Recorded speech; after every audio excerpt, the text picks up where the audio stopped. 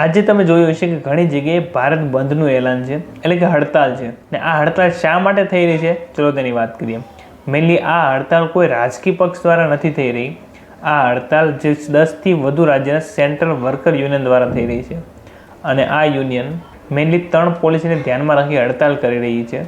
પહેલું છે એન્ટી વર્કરને લગતી પોલિસી, બીજું છે કોર્પોરેટને લગતી પોલિસી અને ત્રીજું છે એન્ટી ફાર્મરને લગતી પોલિસી. અને યુનિયન અત્યારે કહી રહ્યું છે કે 2024માં તેમણે કેન્દ્ર સરકારના થોડા ચેન્જીસ જે અત્યારે પોલિસી ચાલી રહી છે તેમાં થોડા મોડિફિકેશન સજેસ્ટ કર્યા હતા.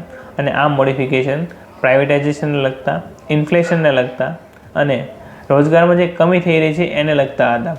ને અત્યારે યુનિયનનું કહેવું છે કે અત્યાર સુધી કેન્દ્ર સરકાર આના તરફ કોઈ પણ પગલાં લીધા નથી, એટલે આ લોકો અત્યારે હડતાલ કરે છે.